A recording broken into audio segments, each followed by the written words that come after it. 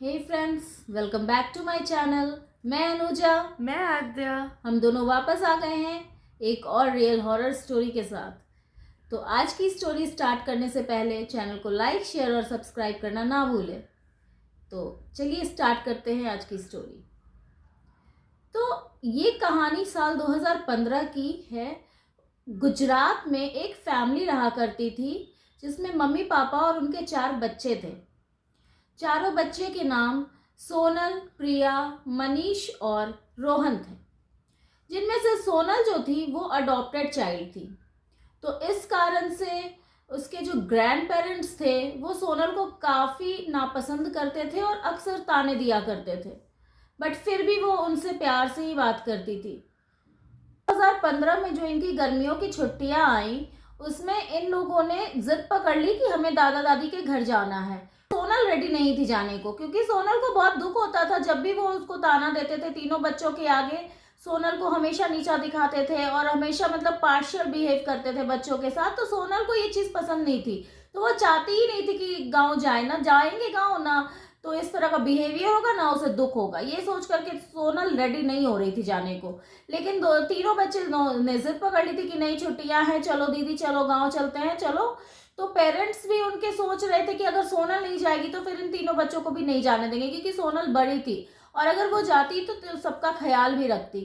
तो जब ये सब देखा कि इन बच्चों को बहुत मन कर रहा है जाने का, तो एज अ बड़ी दीदी सोनल तैयार हो गई कि चलो ठीक है, मैं भी चलती हूँ तुम लोगों के साथ। तो तीनों बच्चे खुशी से झूम उठे कि चलो दीदी भी तैयार है चलने को। तो ये चारों बच्चे अपने दादा दादी के गांव जाते हैं। तो चारों बच्चे गांव पहुंच जाते हैं।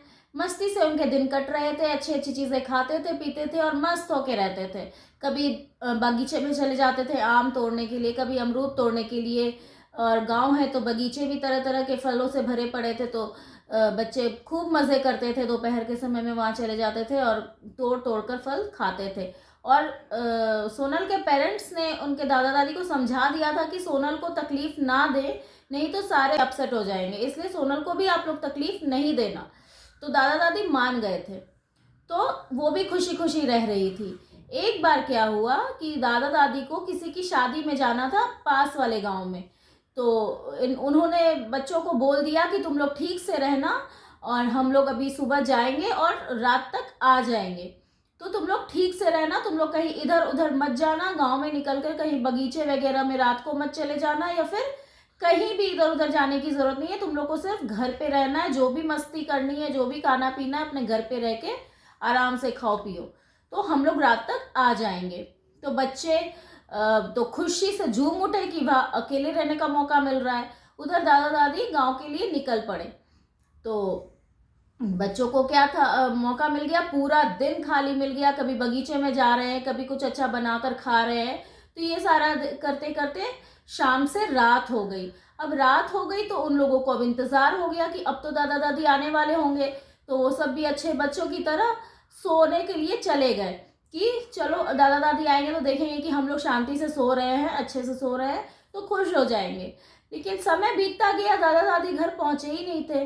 तो बच्चों को चिंता होने लगी। उसमें से सोनल बड़ी थी, तो सोनल को ज़्यादा चिंता हो रही थी कि आखिर ऐसा क्या हो गया है भाई, अभी तक दादा दादी घर नहीं पहुंचे हैं, क्या करें हम लोग, कैसे बच्चों को मैं बताऊं कि दादा दादी अभी तक घर नहीं पहुंचे हैं, ये सब भी सो नहीं रहे। तो रात के 10 साढ़े 10 बज रहे थे, दादा दादी अभी तक घर नहीं आए थे। तो बच्चों को टेंशन होने लगी कि क्या बात है, अभी तक घर क्यों नहीं पहुंचे हैं। तो बच्चे कहने लगे कि चलो दीदी बाहर से देख करके आते हैं। तो पहले तो सोनल मना कर रही थी कि नहीं नहीं, बाहर नहीं जाना है हम लोगों को, दादा दादी ने ऐसे भी बहुत सारी भूत की कहानियां सुनाई हैं हमें, तो ऐसे ही डर लग रहा है, तो हम लोग बाहर नहीं जाएंगे। तो बच्चे भी सोचने लगे कि हाँ भाई सही बात है, मुझे किसी भूत ने पकड़ लिया तो क्या होगा, बच्चे ऐसे सोच रहे थे। फिर लेकिन सोनल को लगा कि अगर घर से बाहर निकलकर नहीं देखेंगे तो फिर कैसे पता चलेगा कि दादा दादी कहाँ तक पहुँचे, क्या हो रहा है। तो ये देखने के लिए सोनल ने कहा कि चलो थोड़ी दूर से देख करके आते हैं, घर के आसपास के लोगों से ही पूछ लेते हैं कि कहीं उन लोगों ने दादा दादी को देखा तो नहीं। तो सोनल बच्चों को लेकर के बाहर निकल गई ये देखने के लिए कि दादा दादी कहाँ तक पहुँचे हैं। उसने पास वाले पड़ोस में भी पूछा कि आप लोग शादी में जाने वाले थे, आप लोग नहीं गए। तो उन लोगों ने कहा कि बेटा हम लोग तो शादी से होकर के आ गए हैं। तो और भी चिंता हो गई इसको, तो ये सारे बच्चों को लेकर के थोड़ा और आगे बढ़ने लगी कि कहीं तो दादा दादी दिख जाएंगे रास्ते में आते हुए। जब सब लोग आ रहे हैं तो वो लोग भी अब आते ही होंगे। दूर पे दादा दादी का अपना बगीचा था, तो बच्चों को लगा कहीं दादा दादी आते आते कहीं थक तो नहीं गए, बगीचे में बैठ तो नहीं गए जाकर के।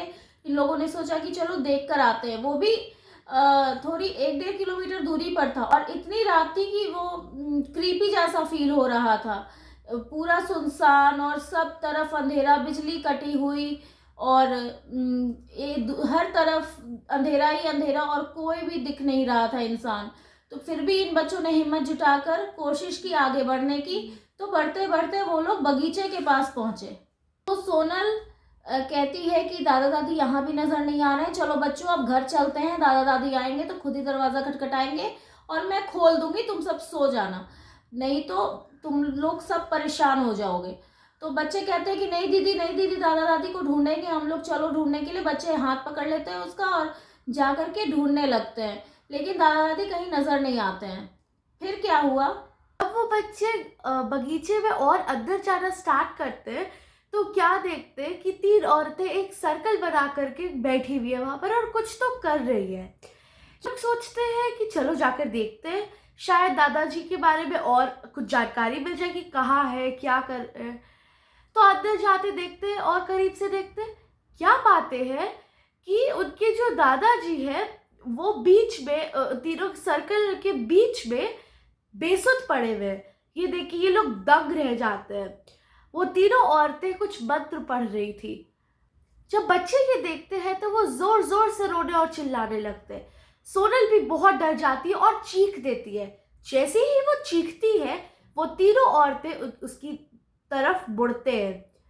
उनकी शक्ल देखते ही चारों बच्चे बहुत डर जाते हैं और मानो कि अभी भी होश हो जाए।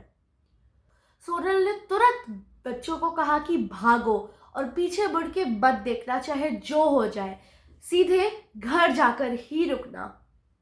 प्रिया गिर जाती है। प्रिया सबसे छोटी थी। प्रिया के घुटने में बहुत तेज चोट लग जाती है और खून बहने लगता है। तीनों किसी तरह प्रिया को उठाते, घसीटते घसीटते घर ले जाते, क्योंकि वो इतनी भी छोटी नहीं थी कि उसे उठाया जा सके। घर पहुंचते ही सोनल तुरंत अपनी मम्मी को कॉल लगाती है। तो सोनल ने अपनी मम्मी को कॉल लगा करके सारी बातें बताई कि दादा कहाँ पड़े हुए हैं और दादी भी घर पर नहीं है। ये सारी बातें बताई कि क्या क्या उन लोगों ने वहाँ पर देखा और डर के मारे सारे बच्चों की हालत ख़राब है। तो मम्मी भी सुन करके बहुत परेशान हो जाती है, वो भी वहाँ चीख चीख कर रोने लगती है कि क्या करें, अब ये बच्चे हमारे अकेले वहाँ पड़ गए हैं, दादी भी नहीं है, दादा भी नहीं है।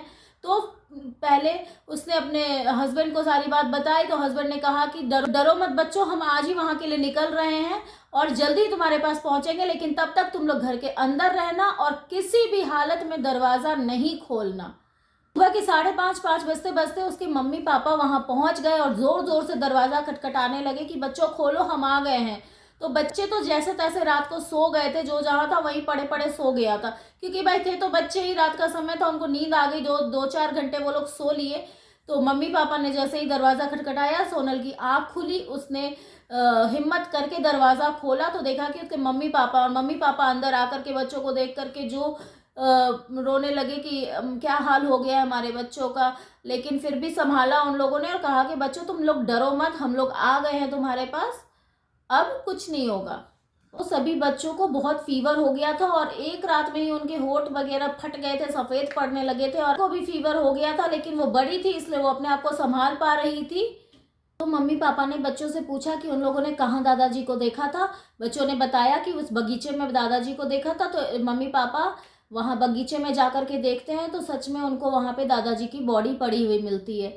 फिर दादी को खबर पहुँचाई गई और दादी को बुलाया गया गाँव। तो दादी से फिर पूछा गया कि आपने दादाजी को अकेले क्यों भेज दिया था। तो दादी ने बताया कि वहाँ शादी में सब लोगों ने मुझे रुकने को कहा कि आप रुक जाओ, शादी में पूरी रात शादी चलेगी, तो यहाँ लेकिन बच्चे अकेले थे तो मैंने सोचा कि दादाजी को भेज देती हूँ, बच्चों के साथ रहेंगे रात भर। लेकिन मुझे क्या पता था कि दादाजी के साथ ये सब हो जाएगा। वो भी फूट फूट कर रोने लगती है। फिर दादाजी की बॉडी को लाया गया और उसके बाद दादाजी का अंतिम संस्कार किया गया और बच्चों की हालत दिन पर दिन और बिगड़ती जा रही थी। बच्चों का बहुत ज़्यादा ट्रीटमेंट कराया गया, जगह जगह बड़े बड़े हॉस्पिटल्स में ट्रीटमेंट कराया गया, लेकिन कोई सुधार नहीं हो रहा था बच्चों की तबीयत में। और दिन पर दिन बिगड़ता जा रहा था। बच्चे सोए पड़े रहते थे, अचानक से चीखते चिल्लाते उठते थे और कहते थे दादाजी को देखो, वो देखो औरतें हमें मार डालेंगी, दादाजी को भी मार डाला, हमें भी मार डालेंगी। और करते करते फिर बेहोश हो जाते थे, पड़े रहते थे, फिर उठते थे, चीखते चिल्लाते थे, बेहोश हो जाते थे। बस समझ में आ गया कि वो समझ ये चीज़ डॉक्टर से ठीक नहीं होने वाली है। तो उन लोगों ने गांव से ही एक बड़े पंडित को बुलाया और दिखवाया कि आखिर क्या हो गया है बच्चों को। तो पंडित ने देख करके कहा कि इन लोगों ने जिसको देखा है वो नॉर्मल लेवल की आत्माएं नहीं थी, वो बहुत बड़े लेवल की आत्माएं थी। और इन लोगों ने ना सिर्फ देखा बल्कि वहां पर जाकर उनके पास रिएक्ट भी किया। इस कारण से उनका ध्यान इन बच्चों की तरफ चला गया और अपना मंत्र पढ़ रही थी, अपना कुछ काम कर रही थी और इन लोगों ने उसके बीच में ही विघ्न डाला है। इस घर वाले बहुत परेशान हो जाते हैं कि ये क्या कह दिया पंडित जी ने। तो उन लोगों ने कहा कि पंडित जी प्लीज़ बताइए कि क्या करें, कैसे छुटकारा पाएं। तो पंडित जी ने कहा कि से 4 दिन के बाद अमावस्या की रात आने वाली है, उस समय चारों में से किसी एक बच्चे की मौत हो जाएगी। तो मम्मी पापा ने हाथ जोड़ लिया कि पंडित जी किसी भी तरह कुछ भी हो जाए, प्लीज़ मेरे हर बच्चे को बचा लीजिए पंडित जी, कुछ भी ऐसा उपाय बताइए कि हमें क्या करना है पंडित जी। मम्मी पापा ने कहा कि आप कितने भी बड़े अनुष्ठान कर लीजिए, कितने भी पंडितों को बुला लीजिए, जो हो सके वो कीजिए, लेकिन मेरे बच्चों को बचा लीजिए। तो घर में बहुत मातम सा माहौल बन चुका था, क्योंकि लग रहा था कि क्या होगा, अब क्या होगा, तब क्या होगा, ऐसा माहौल बन गया था। तो पंडित जी ने एक उपाय बताया कि अभी से लेकर के अमावस्या तक हमें महामृत्युंजय का जाप करवाना होगा और अगर बचेंगे बच्चे तो उसी जाप के कारण ही बचेंगे। तो और अमावस्या की रात निकल गई तो समझो कि सब ठीक हो जाएगा। सारी पूजा पाठ की सामग्री आती है जल्दी जल्दी और 7-8 पंडित और आते हैं और पूजा पाठ का जो कार्यक्रम था वो शुरू होता है और लगातार 4 दिन तक महामृत्युंजय का जाप चलता रहता है। और अमावस्या वाले दिन जब पाठ चल रहा होता है तो बच्चे और ज़्यादा उस दिन बौखलाए होते हैं, बौखला जाते हैं और ज़्यादा परेशान करने लगते हैं। वो लोग बिल्कुल पॉजेस्ड जैसा हरकत करने लगते हैं, जैसे कि उनके अंदर ही आत्माएं आ गई हैं और फिर ऐसे पॉजेस्ड जैसी हरकतें करने लगते हैं। सोए हुए कभी उठते हैं, कभी सोते हैं, कभी गिरते हैं, कभी चीखते हैं, कभी चिल्लाते हैं। तो रात के 7-8 बजते बजते बच्चे ऐसा हरकत करने लगते हैं कि वो घर से निकल करके चारों बच्चे बगीचे की तरफ भागने लगते हैं, दौड़ दौड़ के एकदम गिरते पड़ते। लेकिन उसके पीछे उनके घर वाले, गांव वाले सब लोग दौड़ दौड़ भागने लगते हैं और पंडित लोग तो यहाँ महामृत्युंजय का जाप कर ही रहे थे साथ साथ। तो जाते भागते भागते बच्चे जाकर के एक जगह पर गिर जाते हैं। तो बच्चे जिस जगह पर गिरकर बेहोश हो जाते हैं, पंडित जी ने कहा कि इसी जगह की खुदाई करो। तो जब गांव वालों ने खुदाई की तो वहां पर से क्या निकलता है, वहां पर से 3-3 कंकाल निकलते हैं, काली काली पोटलियाँ निकलती हैं, नींबू निकलते हैं और जादू टोना और ब्लैक मैजिक करने की बहुत सारी चीज़ें निकलती हैं वहाँ से। तो उन लोगों को समझ में आ गया कि आखिर क्या हुआ है बच्चों के साथ। लोगों को समझ में नहीं आया कि आखिर ये किसने दफन किया, कब दफन किया। शायद ये सालों पुराना कुछ था जो दफन किया गया था उस जगह पे। तो उन लोगों ने उन चीज़ों को निकाला, सारे कंकालों को निकाला और सबका अंतिम क्रियाकर्म किया, सबको जलाया और इधर पूजा पाठ कंप्लीट हुआ घर का। तब जाके सारी चीज़ें ठीक हुई और बच्चे भी पहले की तरह ठीक हो गए। वो सारे जो चीज़ें दफन थी वो सारे ब्लैक मैजिक की चीज़ें थी और ब्लैक मैजिक एक बहुत ही स्ट्रॉन्ग सोर्स है आत्माओं को बुलाने का और गलत चीज़ें करवाने का। तो इसलिए इन बच्चों के साथ ये चीज़ें बहुत ज़्यादा हावी हो गई। तो लेकिन अब उस आम के बगीचे में 6-7 बजने के बाद कोई भी अंदर नहीं जाता है और अहमदाबाद वापस लौट आए और फिर खुशी खुशी रहने लगे। लेकिन आज तक ये बातें उन लोगों को हॉन्ट करती हैं। तो कैसी लगी आपको आज की स्टोरी कमेंट करके ज़रूर बताइएगा। तो मिलती हूँ नेक्स्ट वीडियो में, तब तक के लिए बाय बाय।